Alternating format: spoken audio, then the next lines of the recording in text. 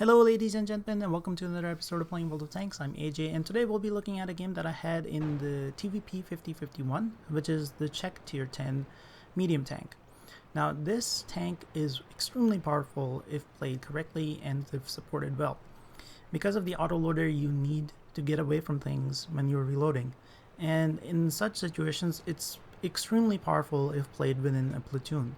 Not so good if played by yourself, because more often than not in general cases in random battles you are not going to get the support that you kind of want or need, as opposed to playing in a platoon of 3. Now starting off, you should always try to go for the tracks on Live Oaks, which is this map. The reason for that is the tracks control both of the capture points really well. Anybody who has to come back to contest the points has to go through a really open field, and you can put a lot of damage before they get to you. Now over here, this is always going to be a contest if there's any mediums who are smart enough to contest it, so expect company relatively soon. So first off, we have a Tsuna medium tank spotted, and I get fairly lucky in ammo racking the T22 medium right off the bat. Next up, what I do is I unload the rest of the shells in the TVP 5051, who is foolish enough to sit in front of my gun and eat 3 shells for his trouble. And now we reload and wait until we're reloaded to pick out our next target. You may notice that I don't go to clip out something right away. That's because there's just too many guns in front of me, and if they all decide to point their guns in my direction, I'll lose a lot of HP, which is not something I want to do. So what I decide is, within my clip I have enough damage to take out the enemy scout, and that's what I'm going to do. I'm going to unload 4 shots to take out the T49 and remove 1 gun from the equation altogether. Now as soon as we're reloaded, I'm deciding on which target to go on next. I see my team pushing on the left side, and I decide this is a good time. They'll be distracted and I can unload my shots relatively easily.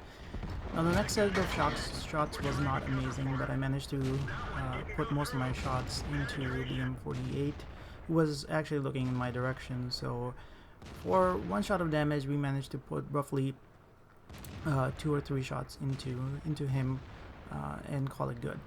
Again, now we are on a 25-second reload, waiting for the tank to reload so we can unload on the next enemy that presents himself. Now as soon as we are reloaded, the 140 sort of isolates himself from the pack, and it makes it relatively easy for me to unload 3 of my shots into him.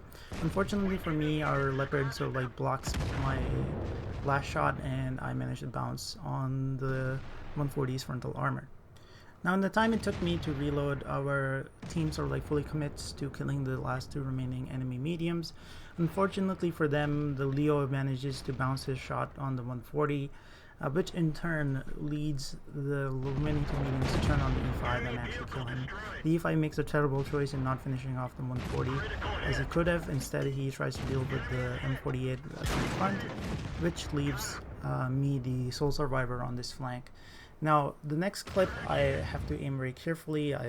First of all, I've killed the 140 that was on low health.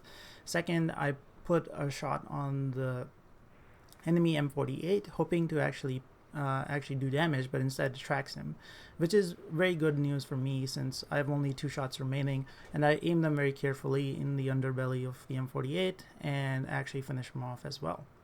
Now that I finally have some time to take in what has happened around me, I decide to juke the RD, since RD can still see me, in pretending to go back and then move forward again on the same flank. Even though I am unsupported, I'm fairly certain there is not enough meat left on the enemy team to be coming in my direction. They'll probably be facing towards the city, where the majority of our tanks have succeeded in winning the flank.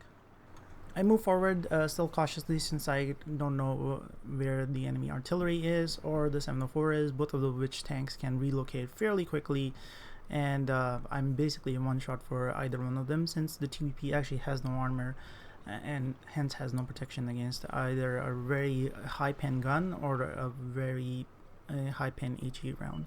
So both of those can still kill me fairly easily. So I'm scanning for usual areas in which TDs would be sitting or RD might be hiding before cresting this hill. Again, just trying to be extra cautious in this situation. I don't want to just lose my tank given what I've just been through. I was surprised that the 704 actually decided to come back to put a stop to me, especially because behind him the entire flank had fallen.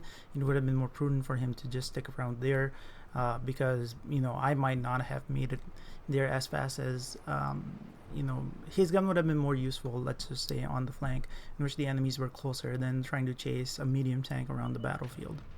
Now again, I'm just surveying the situation, trying to assess which target should I pick out first, and the JPC is sort of like the easy target, and I try to make this shot connect, but it's at a very awkward angle and it didn't aim my shot particularly well. And as soon as I fire the shot, the 704 is lit as well, and I decided that I was going to just go around and put my first shot in his track, and followed by the second and third, and that's the last shot of damage that I get to do in this tank. So hopefully you guys enjoyed this video, and by popular demand there will be a post-game results screen right after the replay is done, so stick around, and if you see what you like, feel free to like and subscribe and spread the word to your friends, and I'll see you in the next episode on Playing World of Tanks.